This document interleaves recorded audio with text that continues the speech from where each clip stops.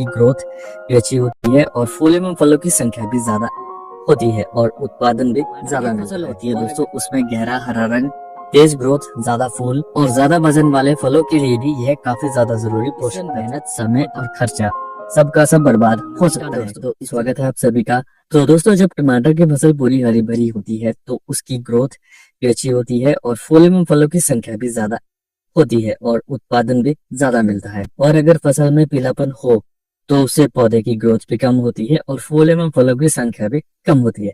तो आज की वीडियो में बात करेंगे एक ऐसे सस्ते और अच्छे फर्टिलाइजर के बारे में जिसे डालने के बाद फसल पूरी तरह से हरी भरी हो जाती है और इस फर्टिलाइजर का रेट भी काफी कम होता है। और दोस्तों, हो सके तो वीडियो को अंत तक जरूर से देखें और अगर आपको वीडियो में दी गई जानकारी सही लगे तो इस वीडियो को अन्य किसान भाई के साथ भी जरूर से शेयर करें। तो आइए दोस्तों, चलिए शुरू करते हैं आज का वीडियो। तो आज की वीडियो में दोस्तों जिस फर्टिलाइजर के बारे में बात करने वाले हैं वो है फेरस सल्फेट।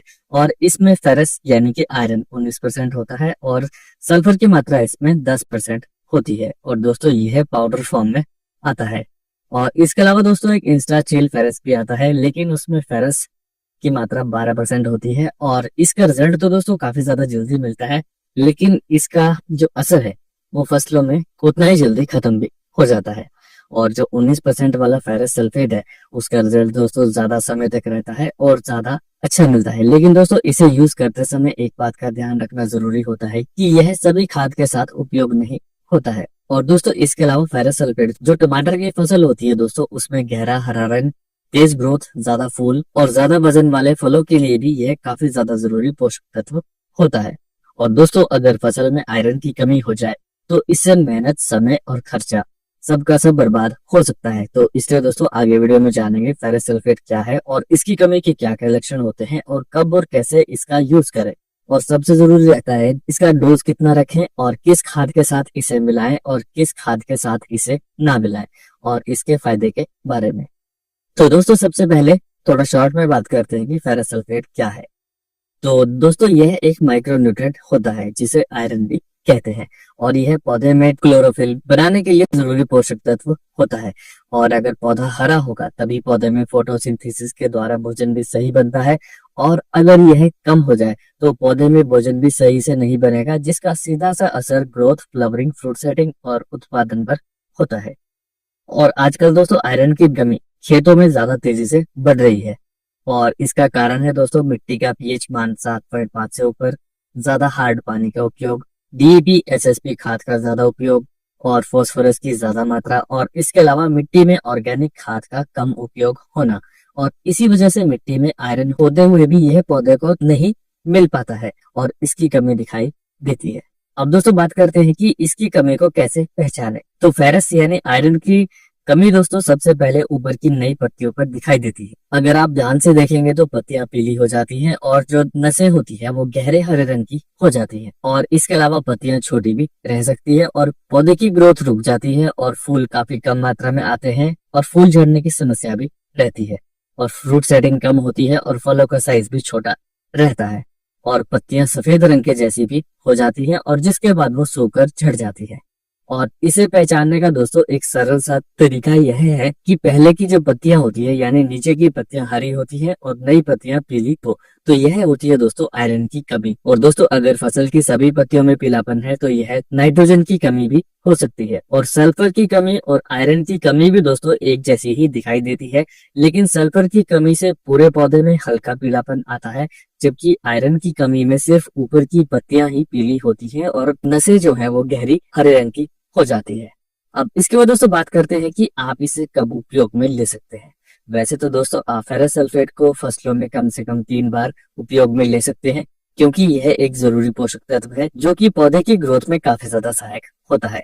और दोस्तों जो टमाटर की फसल है उसमें आप इसे पहली बार प्लांटेशन के 20 से 25 दिन बाद उपयोग में ले सकते हैं, लेकिन दोस्तों शुरुआत में इसकी इतनी आवश्यकता नहीं होती है और फ्लावरिंग स्टेज और फ्रूट सेटिंग स्टेज पर इसे एक बार जरूर से यूज करना चाहिए, क्योंकि शुरुआत में टमाटर की फसल पर एनपीके 19-19-19, बारिक एसिड 0 जैसे खाद का उपयोग होता है जिससे पौधे की ग्रोथ अच्छी होती है।